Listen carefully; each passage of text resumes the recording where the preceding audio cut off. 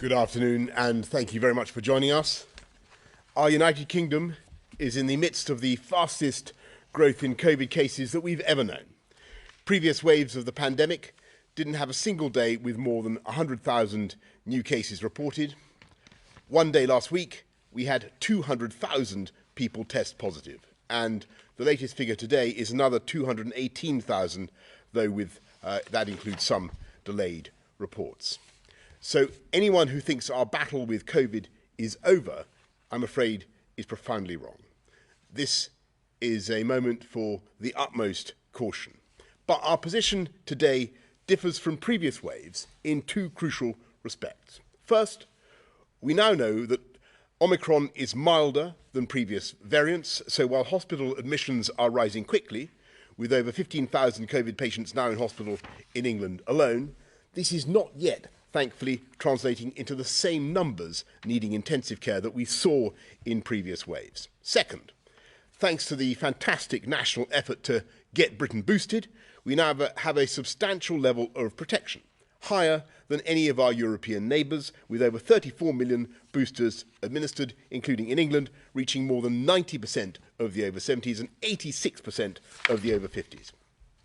And so, together with the Plan B measures that we introduced before Christmas, we have a chance to ride out this Omicron wave without shutting down our country once again. We can keep our schools and our businesses open, and we can find a way to live with this virus. But the weeks ahead are going to be challenging, both here in the UK and across the world. There is no escaping the fact that some services will be disrupted by staff absences. But we've been working through Christmas to prepare for this wherever possible. And if we all play our part in containing the spread of this virus, the disruptions we face can be far less severe than a national lockdown, with all the devastation that would bring for the livelihoods and the life chances of our children. So, the government is acting to protect critical national services, to keep supply chains open, and fortify our NHS to withstand the pressures ahead. We've identified 100,000 critical workers in areas from food processing to transport to our border force, and from the 10th of January, we'll be rolling out lateral flow testing for all these workers, available on every working day. We'll be sending testing kits directly to these organisations and liaising with them on the logistics. We've asked qualified teachers who have left the profession to come back and help fill temporary absences, and I want to thank them and all teachers, parents and pupils for taking the precaution to test yourselves and to wear a mask in the classroom, enabling vital face-to-face education to continue. We're increasing NHS capacity by building on-site Nightingale hospitals, as well as creating 2,500 virtual beds where people can be safely treated at home. We've bought more antivirals per person than anywhere else in Europe. Those are the tablets which reduce your chances of going to hospital once you've caught COVID. We're mobilising our volunteers, the emerging territorial army of the NHS, and we're working to identify those NHS trusts which are most likely to need actual military support so that this can be prepared now. As our NHS moves to a war footing, I will be recommending to Cabinet tomorrow that we continue with Plan B, because the public have responded and changed their behaviour, changed your behaviour, buying valuable time to get boosters in arms and help the NHS to cope with the Omicron wave. So please, carry on observing those measures for now, work from home if you can, wear face coverings on public transport and in indoor places, and take a test before you go to a high-risk venue or meet those who are elderly or vulnerable. And of course, follow the relevant rules if you live in Scotland or Wales or Northern Ireland.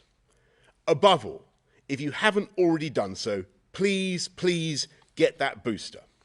Since I launched the Get Boosted Now campaign on the 12th of December, we've delivered 10 million extra boosters across the UK. We've doubled the rate of vaccination from 450,000 doses a day to a peak of more than 900,000.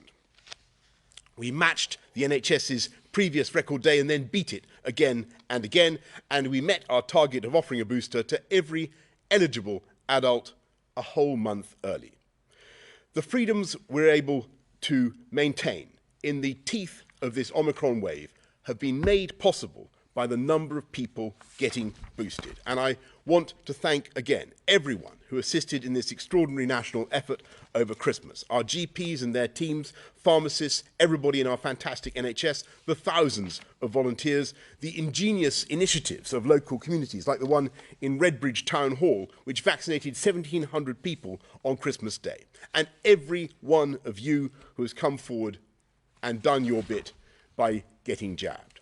But there are still almost 9 million people eligible who haven't had their booster. And it's absolutely heartbreaking that as many as 90% of those in intensive care with COVID have not had their booster. And over 60% of those in intensive care have not had, with COVID, have not had any vaccination at all. People are dying needlessly because they haven't had their jabs and they haven't had that booster. And there are 2 million booster slots available this week alone. It's already the case that to travel to some countries, you need a booster to be considered fully vaccinated. And it's likely that within weeks, this will increasingly become the norm. So, if you haven't done it already, get yourself boosted this month. Exactly a year after the UK administered the first AstraZeneca vaccine, a British invention that has enabled 2.5 billion jabs around the world, the best way to contain this virus, help our NHS and keep our country open is to get boosted. So please, get boosted now. Thank you, and Chris, over to you for the slides. Thank you, Prime Minister. First slide, please. This is a familiar slide, the number of people testing positive for COVID-19 in the UK, and I think everybody knows there has been a very substantial increase over the last few weeks. Next slide, please. I thought, however, it was probably sensible, because there are big significant changes in the way testing is done, better to actually just look particularly at the Office for National Statistics, ONS data, which is in the public domain, and there will be updates on this soon. And as you can see, this is, these dots represent how many people had COVID at various points in time going back to May 2020 using the same methodology.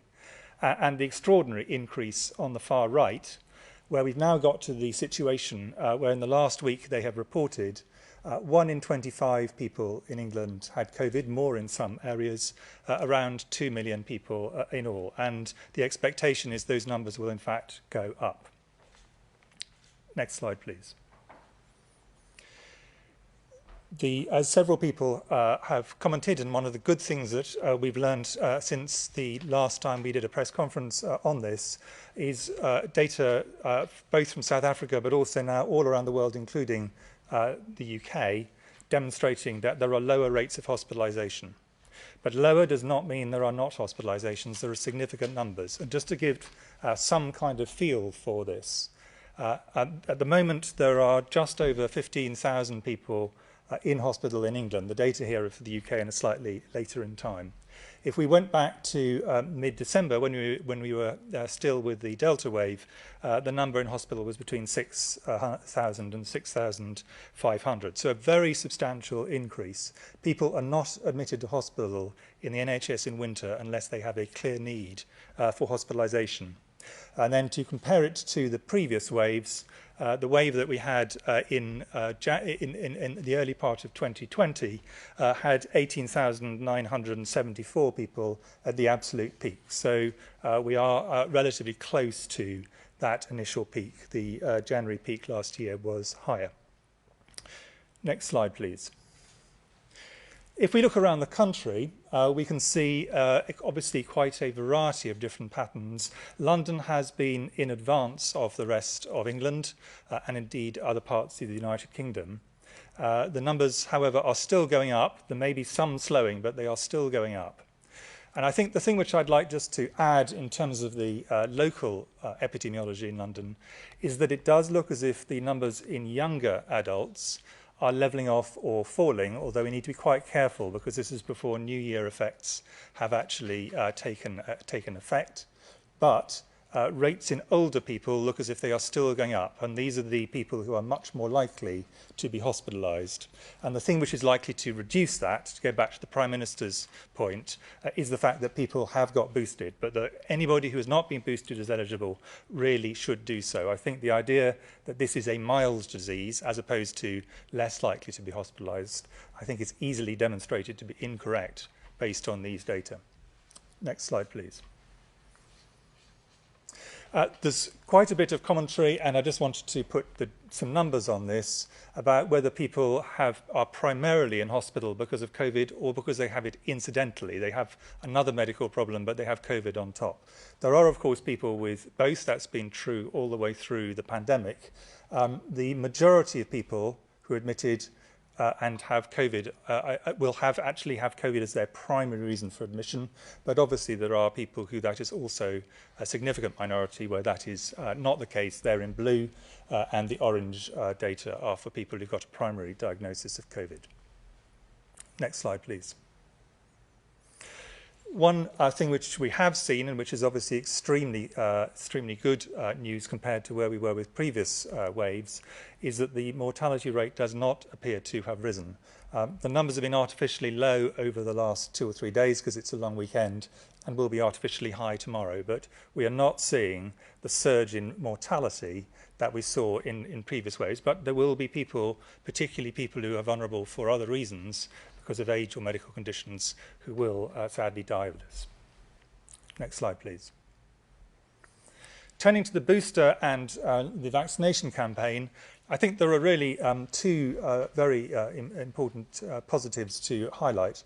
The first of which is the extraordinary speed with which colleagues in the NHS and volunteers have been able to provide, and people have come forward for boosters, and the very rapid increase we've had. And additionally, and this is extremely important, people who have previously had no vaccines have come forward for their first vaccine, and people who'd previously had a first vaccine have come forward for their second. And each one of these will help provide additional protection.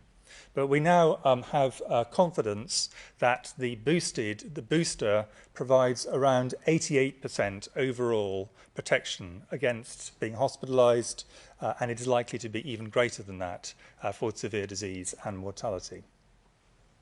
Next slide, please. And finally, just a slide I've shown before because I just want to emphasise this, that at every age band, being vaccinated, whether it's for previous variants, and it is likely to be true for this variant, every age band, people are significantly protected by vaccination. And it is really critical, whatever age people are, that they do get vaccinated for that. We are confident this will also lead to a reduction in people having a booster lead to a reduction in people actually having COVID, and therefore a reduction in people's likelihood of passing on COVID, but the data are still being developed, so we don't have the exact numbers. But in terms of reducing hospitalizations, we are now confident that boosting provides very significant protection, and that the 1 or 2 vaccines provide some level of protection. Thank you very much indeed. Thank you, Chris. Patrick, anything to add? Okay, well, let's go to questions from the public, and we've got a question from David in Kent.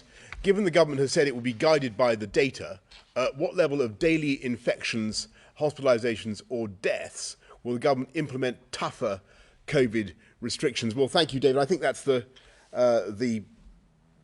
key question that many people have been thinking about throughout the Omicron pandemic, and you have to think about Omicron as a disease and infection really on its own. As soon as we saw it emerge, we knew that it was likely to present a problem, and if you recall, we put in measures on, I think, December the 8th. We introduced Plan B, and I just want to say that I'm incredibly grateful to the NHS, to everybody who's working so hard in our hospitals now to deal with the pandemic. But I do think that the balance of measures that we have is the right one, and the right one for Omicron.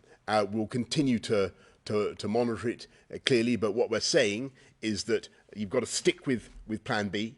You've got to follow the guidance. You've got to make sure you wear a mask in confined spaces, on public transport. You've got to make sure you get a test before you go to a venue where you're going to meet people that you don't normally meet. You've got to make sure that you, for instance, do not take unnecessary risks, particularly with elderly people. And above all, you've got to make sure that you get a vaccination, and that is the most important thing. We wanted to have a mixture of Plan B and a greatly accelerated booster program. And I just want to say, David, that it is always difficult to balance these things. There is no easy answer to a problem like Omicron. There's no easy lockdown, there's no easy restriction on people's lives or livelihoods. And the best thing I think we can do now is to continue to follow the guidance, protect our NHS in the way that we are, increase the support that we're giving to the NHS, and as you know, you heard from what I said earlier on, we're increasing the numbers of staff. Where I think we've got a record number of people working in the NHS now than at any time in the past. 5,000 more doctors, 10,000 more nurses. You'll have heard what I've said about all the volunteers. But the best way to help the NHS is for everybody to follow the guidance, follow Plan B, and above all, get boosted. And I just want to return to that earlier tragic reflection that so many people going into the NHS, so many people who are being hospitalized, sadly, David, have not been vaccinated. As I said, about 61% of those in ICU have not been vaccinated at all, and perhaps 90% have not been boosted. So the single best thing we can all do to protect the NHS is to get boosted and to get vaccinated. But we will continue to watch what happens very closely. But we think that this is the right approach to take. It's a balanced approach. It has to balance a lot of considerations. It has to balance the effect on people's lives and livelihoods of lockdowns, which are painful, which take away people's life chances, and which do a great deal of social damage to people's mental health, as well as damage to the economy. So it's a difficult balance to strike, but that is where we are. Anyway, Chris, anything to answer on? Thank you. Let's go to Amanda from Cheshire. Amanda says, I had COVID at the beginning of November and was told by Test and Trace not to take a lateral flow test for 91 days as the result may not be accurate. So how is it now reliable to use the results of these tests on days 6 and 7 to reduce the isolation period? Does the 91-day period for not using lateral flow tests no longer apply? Chris, I'm going to defer to you on this one. Thank you, Prime Minister. The answer is that the key thing which the lateral flow is really good at is the fact that it is a pretty good guide, very good guide actually, to whether someone is at that moment infectious. And so the reason that we feel it is a useful tool to allow on day 6 and day 7, if someone is isolated because they know they've got COVID, to day 5, and then they have a negative test on day 6 and a negative test on day 7, we have confidence they're much less likely to be in any way infectious to other people if they then leave isolation than if they had not done those tests. So that's the reason why adding those tests on allowed ministers to decide to move from 10 days isolation down to 7, but the last 2 you do the lateral test because they're very predictive of how infectious someone is. Obviously, if they're still positive, then they do need to stay in isolation until it goes negative. The PCR tests, which are the other way of testing, they can remain positive for a long time after someone has had an infection, including beyond the point where they are infectious. So the reason that we find the PCR is extremely good because they're very sensitive, and they're extremely good because they tell you which type of variant of COVID. It's got many advantages, but the lateral flows are really good at helping to determine whether someone is infectious at that point to other people. Thank you. Let's go to Hugh Pym now from BBC News. Thank you, Prime Minister. Would you say it's now unlikely or highly unlikely that further restrictions will be introduced in England? And a question for Sir Patrick and Sir Chris. How worried are you about what might yet happen, and what do you think might be a threshold requiring further action? Well, Hugh, thank you very much. I just want to go back to what I was saying to David earlier on. We will monitor everything very closely. We clearly can't rule anything out, but what we're trying to do is take a balanced approach where we rely on people to implement Plan B carefully, to think of and to behave carefully with other people, and the people are doing that. You can tell that people have really responded to this, and they're doing their absolute best in spite of the extreme transmissibility of Omicron. What we're also doing is massively accelerating the booster rollout, and it's gone incredibly fast. I think that at the moment it depends, and to be absolutely frank with you, I think it depends on the whether the virus will behave in the way that perhaps it's behaved in South Africa, whether it peaks, how quickly it blows through. But if you ask me to guess, I would say we have as I said earlier on, I would say we have a good chance of getting through the Omicron wave without the need for further restrictions, and without the need certainly for a lockdown. I think that the reason we're in that position, unlike many other countries in the world, certainly unlike many other countries in Europe, is that we just have such a high level now of booster protection. But that is no reason for everybody not to get more. So in terms of the what do we think going forward? Well, we know two things well, and that is this is very transmissible, and we have extraordinarily high levels of infection at the moment, as indeed do many other countries. So large numbers of people have the disease. We also know that this is not as severe. There's a reduced chance of hospitalisation. That's now clear. It's a mixture of the virus itself perhaps being less severe and the immunity that's in the population, but the chance is down by somewhere between 50 and 70% in terms of getting into hospitalisation. So those two things together mean we've got a chance of more people going into hospital because of the degree of infection, and some lesser chance because of the mildness. What we don't know, and these are two things that we don't know that are key, we don't know exactly when the peak's going to occur or how big the peak's going to be. That's one thing that will determine how much disease comes on in terms of hospitalisation. And the second really important thing is that this has largely been an infection amongst younger people up until now, and it's moving up the age range now. And as it moves up the age range, you would expect to see more hospitalisations, and we don't know for sure how that's going to manifest and what degree of disease. So I think with the degree of infection we've got, we are going to see more hospitalisations for sure, 15,000 per day at the moment. That I expect to increase, and that of course will be associated with increased pressure and ultimately, of course, with some fatalities as well. And I think what we now need to look for is when this peaks and starts to come down. Can I just add to that? I mean, I think that from a health service point of view, I kind of divided into some different sort of groups.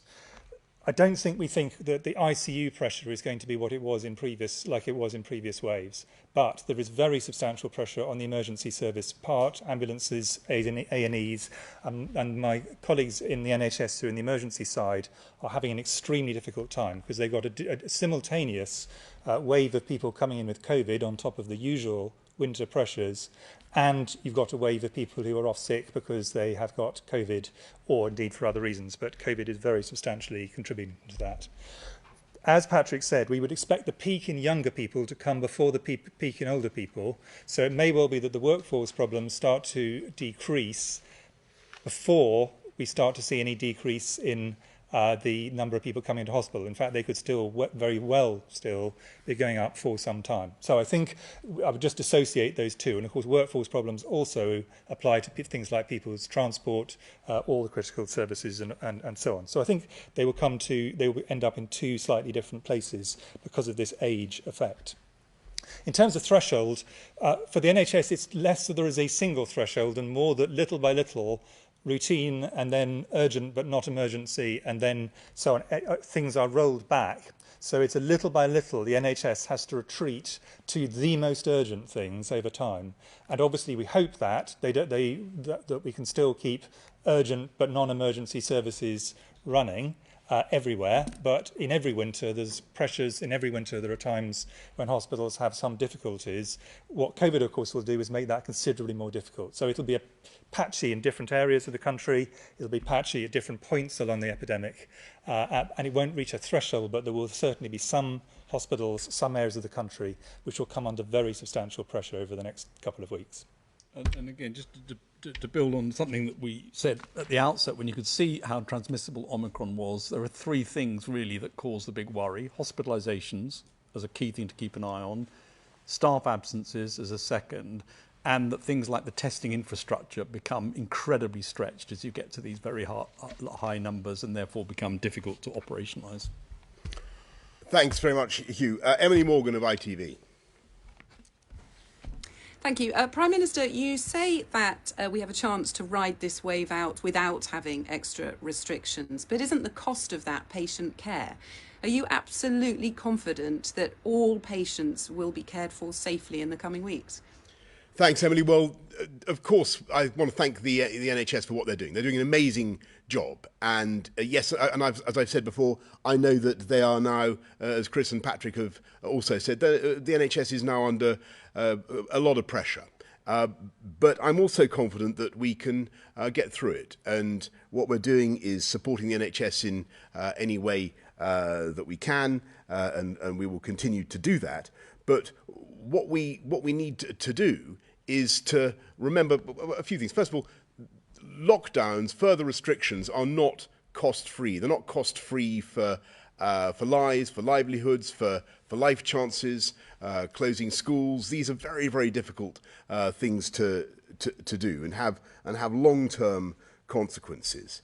And as everybody can see, although Omicron does cause lots of hospitalizations, it does result in, at the moment, pretty clearly result in fewer people in ICU and thankfully, at the moment, certainly less mortality than we've seen from other variants. So that's why we think the balanced approach that we're taking is the right one, and to keep going with Plan B plus this acceleration of the booster campaign, and that's the balance that we're striking.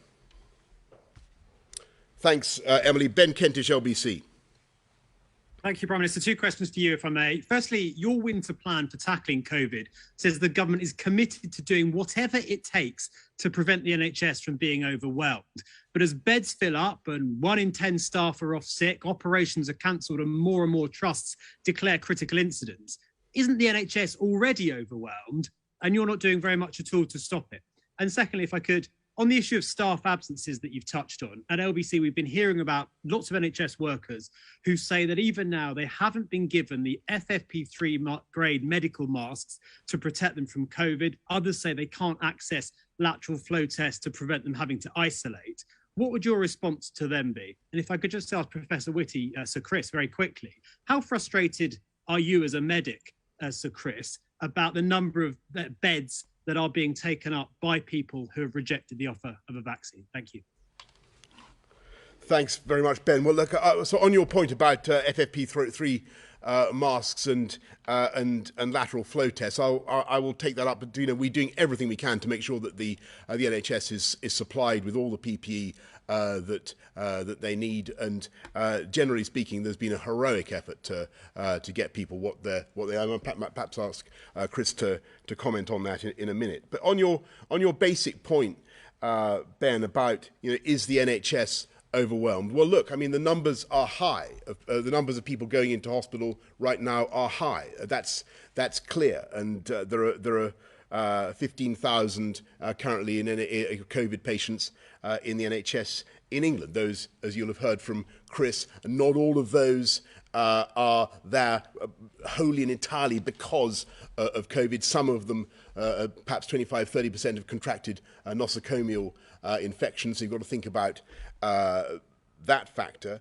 You've also got to recognise that this is a milder variant in the sense that it keeps people in hospital perhaps for a shorter period. That's not in any way to minimise the pressure on the NHS now. It's not where it was, clearly it's not where it was in the January peak yet. The best way that I think we can prevent that is to continue with the strategy that we've set out, and that is everybody being sensible, following the guidance, implementing Plan B, but also getting boosted. And to your point, Ben, about people who haven't been vaccinated. I mean, how absolutely crazy it is. Absolutely crazy that there are 2 million slots this week for people to get vaccinated, and yet the majority of people in ICU for COVID are not vaccinated, 61%, and the overwhelming majority of those in ICU have not been boosted. I mean, really, this is it's sad, but it's also a huge opportunity for us to try to correct it. And I just say to people, the boosters, the vaccines really are the way forward. The Prime Minister asked me to comment quickly on FFP3. I mean, I think there are two separate questions, really. There's a question about a technical question for which there is a debate about what are the situations where it's useful and which are the situations where it isn't. Nobody wishes to wear an FFP3 if they don't need it. They're not much fun to work in. But on the other hand, they must have them when they are in the right place, and that's a technical discussion. And then there were several different views on it. And then there's a separate question of if people do need it, is it available? And in that situation, we are far better placed than we were last year. But of course, if anyone hears of shortages, people need to escalate that, because it is critical that people do have the kit that's needed when they get to the point where they need it.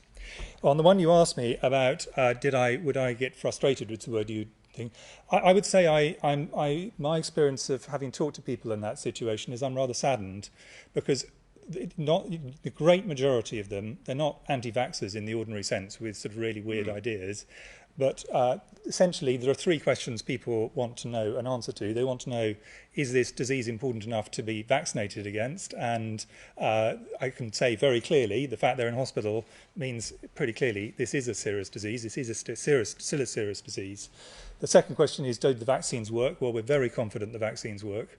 As I say, 88% protection is our current estimate, may change a bit, in terms of reducing the chance of you going to hospital, even more, almost certainly, going into intensive care, as the Prime Minister said.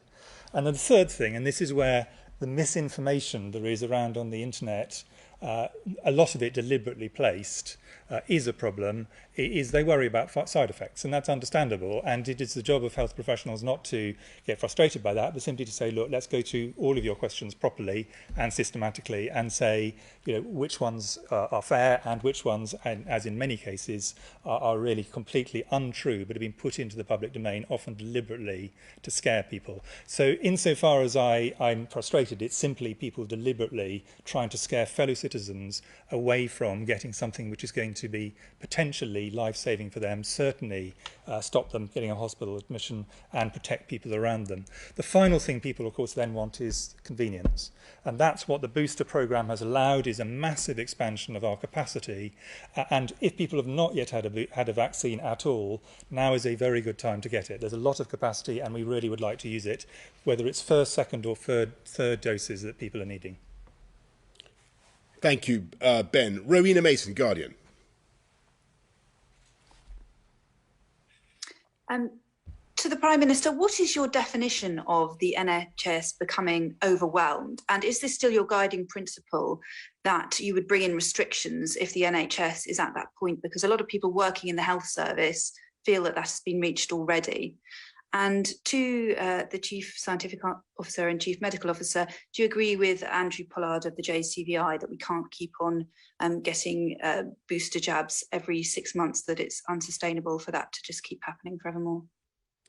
Thank you very much, Rowena. Well, look, I think the NHS is under huge pressure. I won't provide a definition of what being overwhelmed would constitute, because I think that different trusts in different places at different moments will feel at least temporarily overwhelmed. And anybody who, in hospitals at the moment are sending out signals, as you know, Rowena, saying that they're feeling the pressure hugely. And I understand that, and I thank them for the work that they're doing. It's absolutely fantastic. There are not as many COVID patients in the NHS now as there were in the January peak, not by a long way, but sadly the numbers are likely to grow. There are the various mitigations that I've already mentioned, the relative mildness and so forth, the shortness of stay, and so on, the fact that people don't go into ICU nearly so much, and so on, as Chris and as Patrick have already said. But in the end, it's people in the hospital. It's the pressure on A&Es. It's the ambulances arriving. That's creating that huge sense of pressure, and I totally understand that. I've just got to say to people that, as I said yesterday, there will be a difficult period for our wonderful NHS for the next few weeks because of Omicron. I just think that we have to get through it as best as we possibly can. We will give the NHS all the support that we can. But in the meantime, the thing we've got to do as responsible members of the public is follow the guidance, try to stop transmission as much as we can, and get boosted. And, I can see the limit in the value of people like me, endlessly saying from our pulpits, come on and get vaccinated. We do need everybody to join this movement. There are many evangelists for this now, and we need everybody to build the movement. There is a big opportunity to turn this around. 9 million people still to get a vaccine. Now's the time.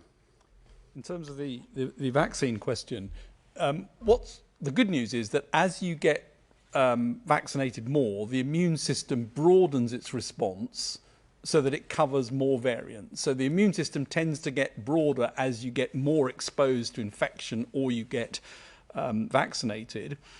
And there are different parts of the immune system, some of which have a very long-lasting memory of what you've seen before, and therefore will provide some durability. I think Andrew Pollard's right. It would be a situation that isn't tenable to say everyone's going to need to be having another vaccine every 3 or 6 months. That's not the long-term view of where this goes to. There will be some people who may require an additional dose. But longer term, I would think that as this becomes a disease which is endemic, in other words, we have it circulating, it comes back every year, it will be something like an annual vaccine like flu or something of that order, which this moves to. Exactly which vaccine that is, we don't know yet. That's going to be something that people will work on over the next months and in years to come, as well as we think about long-term vaccine strategy. So I don't see this as being something that you end up having a vaccine from as frequently as we do now. We need that because it's the very early stages of this disease, and we needed to get boosted for this variant at this moment. So I think there'll be a change over time, and this will settle into a much more routine type of vaccine program as we have for other infectious diseases. Thank you, Rowena. Harry Cole, The Sun. Thank you, Prime Minister. You said that it will become increasingly normal for 3 jabs to be required on vaccine certification. When are you planning on making that the rule in Britain? And wouldn't it be totally unfair, given that millions of people who've suffered Omicron over this Christmas period have to wait for 28 days to get their jab? So can you rule that out until February? And Prime Minister, if I may, can I draw your attention to an article you wrote for The Sun on the 31st of May, 2016, where you said that if we leave the EU, energy bills will be lower for everyone. EU rules mean we cannot take VAT off those bills, and the least wealthy are particularly hard. You went on to directly promise when we vote leave, we will be able to scrap this unfair and damaging tax. Yet as Prime Minister, you're refusing calls to cut VAT or scrap VAT on energy bills. What's changed, or were you misleading voters? Not at all. But on your point about certification and the booster, look, I mean, I understand what you're saying, Harry, and we certainly don't want to do anything that's unfair to anybody. But clearly, there will be countries that are going to start saying, for travel purposes, for instance, that getting a booster is their condition for allowing Brits to arrive there. So it will be very much to people's advantage. Let me put it that way. It will be very much to people's advantage to get your booster. And when we propose to change the definition of vaccine certification, we'll be sure to give people plenty of time and plenty of opportunity. And I take your point about the unfairness for people who've had Omicron over Christmas. That is a very reasonable point. But on your point about VAT on energy bills, I mean, I think it is slightly paradoxical that this is now being campaigned for by people who actually wanted to remain in the EU and still do, when it would be impossible to deliver within the EU. We will continue to listen to businesses and consumers about how to abate the costs of energy, Harry. And in the meantime, there are all sorts of things that we can do to help people. And I appreciate the difficulties that people are facing because of the increase in gas prices. But you know, we've got the warm home discount, £140 rebate on energy bills, winter fuel payments that cover 11.4 million pensioners, and the cold weather payments and so on, as well as a £500 million contribution through local government to help those who need it most. Harry, I'm not ruling out further measures, and you are quite right to draw attention, as I did in that piece, to the potential that is contained in the freedom to regulate our own VAT. Whether the argument, as you know, is that it's a bit of a blunt instrument, and the difficulty is that you end up also cutting fuel bills for a lot of people who perhaps don't need the support in quite the direct way that we need to give it. We need to help people who are in fuel poverty the most. But as I say, we will listen to consumers and to businesses as we go forward, and we are certainly and Rishi Sunak is very, very mindful of the increase in energy prices and the effect of the increase in energy prices on people up and down this country, and we are going to do what we can to help. Chris, anything you want to say about energy prices? Okay, right. Good.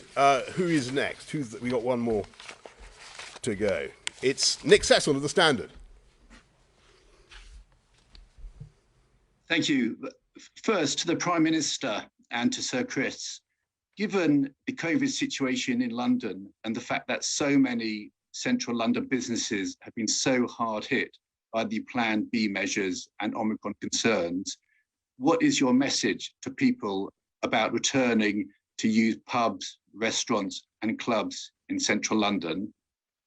To Sir Patrick, do you think the Omicron wave has now peaked in London?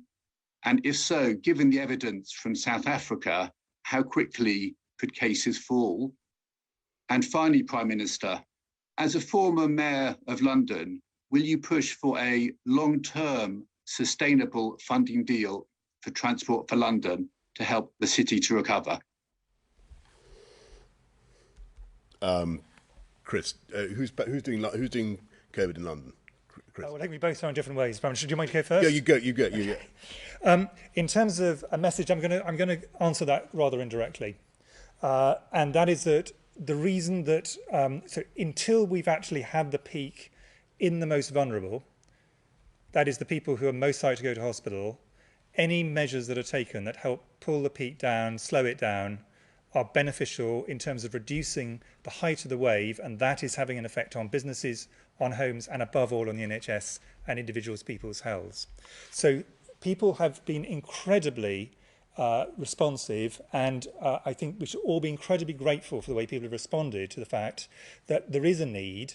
Unfortunately, no one would want it, but there is a need for people to be very careful still, as the Prime Minister said, to work from home, as the Prime Minister said, to use masks, but also to prioritise, as we've talked about several times before.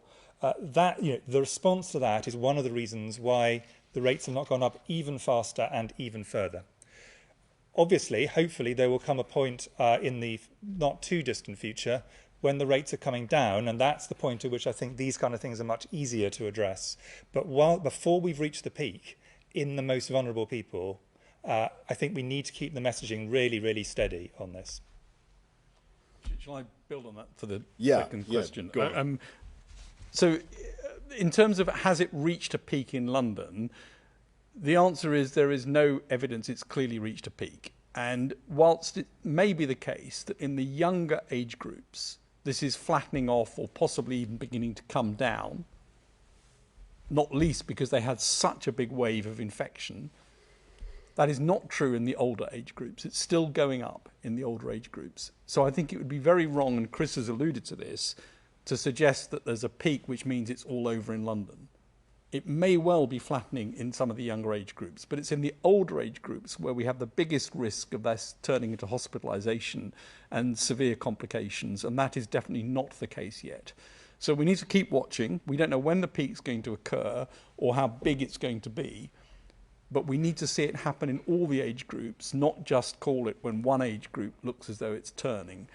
And then just to build on the other point about Plan B, it wasn't Plan B alone that was important to bring it down. It was the behaviour that everyone took up really well in the run-up to Christmas and over the holiday period to change their behaviours, to try and reduce social contacts, as initially suggested by Jenny Harris and Chris before Christmas. That's a really important part of this. And until we've got to the older age groups coming down, it's important that we retain that caution. Yeah, and Nick, on your point about transport for London, never forget that it was left with a very considerable sum of money by the outgoing, the previous mayor who left the coffers full, and not least the Crossrail and everything else. However, we are where we are, and it is vital that our great capital cities got to be able to move around. Of course, ridership has been down because of the pandemic, but I know you and I and the current mayor, Nick, devoutly hope that ridership will come back, and one day it will come back without masks on, we hope, and our capital city will be buzzing again. And so it's vital that London is properly provided for, but what it also requires is a mayor who's going to institute a sensible and pragmatic fares policy, and not the retrograde one that we saw the early stage of the current mayor's term. So that's what we're looking to achieve. Okay, on that, unless Chris Patrick want to say anything about fares on London transport, I think we will conclude it there. Thank you, everybody. Thank you.